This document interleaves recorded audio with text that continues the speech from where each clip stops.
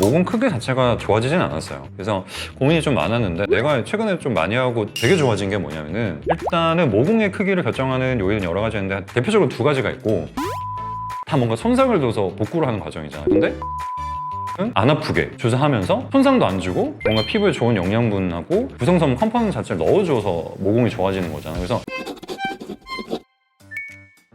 여러분들 근데 모공 고민 진짜 많잖아요. 근데 저도 모공이 되게 심했거든요. 근데 카메라에 지금 어떻게 잡힌지 모르겠는데 다른 데 안 심한데 딱 코랑 여기 나비점만 되게 심해서 사실 이제 셀프로 페이닥터 봉지기 할 때도 거기 있는 장비로 막 여러 번 해봤고 그때는 이제 뭘 많이 했냐면은 버블 타이트라고 해가지고 바늘 들어가면서 열로 들어가고 이제 인젝션 들어가는 거. 근데 사실은 약간 피부가 촉촉해지고 결도 좋아지는 것 같긴 한데 모공 크기 자체가 좋아지진 않았어요. 그래서 고민이 좀 많았는데 내가 최근에 좀 많이 하고 되게 좋아진 게 뭐냐면은 일단은 모공의 크기를 결정하는 요인은 여러 가지 있는데 대표적으로 두 가지가 있고 피지샘, 모공으로 피지샘이 얼굴엔 다 연결이 돼 있어요, 사람은. 그래서 피지샘이 활성화돼 있으면 모공이 작아질 수가 없어. 계속 피지가 나서 끼고 계속 모공이 커진 대로 늘어나는 거예요. 그래서 모공은 어떻게 보면 선천적인 요소도 있지만 나이가 들어서 후천적으로 노화 때문에 생긴 경우도 많단 말이야. 그러니까 결론적으로는 모공의 크기는 피지샘이 결정을 하고 두 번째는 그 주변을 둘러싸고 있는 콜라겐의 탄력도야, 치밀성. 근데 이거는 사실은 이제 완벽하게 해결되기 어려웠는데 그래서 이제 우리가 했던 게 뭐냐, 프락셀. 요즘은 뭐 울트라 펄스, 울트라 코어. 그래서 뭐냐면은 어붐이나 뭐 CO2 레이저로 되게 얇게 빔을 진짜 잘게 만들어가지고 200개, 300개 찍게 만들어가지고 딱 찍어버리면은 확 거의 박피처럼 벗겨지거든요. 열을 주고 손상을 어블레티브하게 줘가지고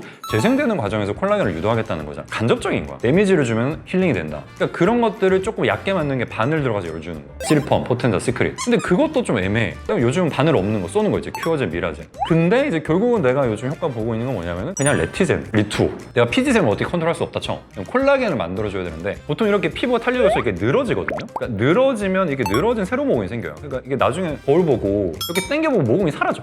당겨서 올려버리면 모공이 싹 사라지거든요. 그러니까 탄력이 없어서 떨어져서 이 모공이 두드러져 보이는 게 분명히 있죠. 그래서 그럴 경우는 얕은 층에는 이제 레티젠, 투명 콜라겐을 주사로 더머신에 넣어주거나 어제도 하고 왔어요. 티 안 나죠. 그 다음에 이제 리투오. 리투오가 요즘 모공의 효과 진짜 좋아요. 그러니까 보면 알겠지만 한 번, 두 번만 해도 특히 약간 어떤 경우이냐면 피부가 좀 단단하고 모공이 넓고 홍조, 붉은기 있고 오일리한 사람 그런 분에서 효과 진짜 좋아.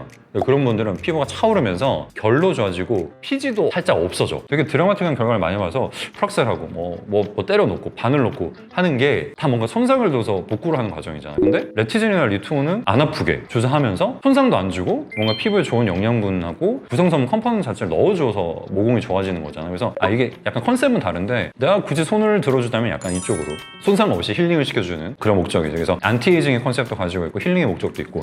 최근에 또 내가 리투오 학회 가가지고 들어보니까 어떤 뭐 성형외과나 이런 데서는 박피할 때 진물나고 이런 게 1, 2주 되고 드레싱도 계속 갈아줘야 되는데 그때 리투오를 뿌려주거나 같이 미리 주사를 하고 박피를 해버리면은 진물나는 기간이 반으로 준다는 거야. 일주일 뒤부터는 안 갈아도 된대, 드레싱을. 그래서 리투오 원래 어디 쓰였어? 피부 결손 환자. 화상에 쓰였다고 했지. 더 큰 파티클 사이즈로. 그걸 얇게 해서 피부에 넣고 우리가 지금 에스테틱하게 쓰고는 있지만 결론적으로는 그런 피부를 회복시키고 수 있는 뭐 힐링 팩터가 있다는 거야. 그런 제품들은. 그래서 그런 거를 좀 적극적으로 반복적으로 써주게 되면 우리가 굳이 뭐 아프게 막 회복 기간이 있고 빨개지고 그런 거 시술 안 해도 충분히 조금씩 일상생활 하면서 천천히 콜라겐이 쌓이고 피부의 조직의 친밀도가 되게 좋아지고 그러면서 되게 좋은 모공의 효과를 볼 수가 있거든. 그래서 나도 레티젠은 사실은 1, 2개월마다 하고 있고 그리고 레티젠은 좋은 게 뭐 예를 들면 뭐 주베륵 같은 거는 사실 들어가서 염증을 일으키잖아. 이물반. 결론적으로 뭐 결절 이슈도 있고 뭐 얕게 넣을 땐 큰 문제는 없지만 근데 레티젠은 그런 게 별로 없거든. 투명하기도 하고. 그래서 레티젠이나 리투오를 번갈아서 계속 시술을 하게 되면은 별다른 노력을 안 해도 피부 결도 좋아지고 모공도 좋아지니까 콜라겐 이런 주사들 정말 강력하게 추천을 하고. 근데 이제 흉터랑 모공은 좀 달라. 그러니까 여드름 흉터 같은 경우는 딱딱하게 이렇게 패여있지, 경계가.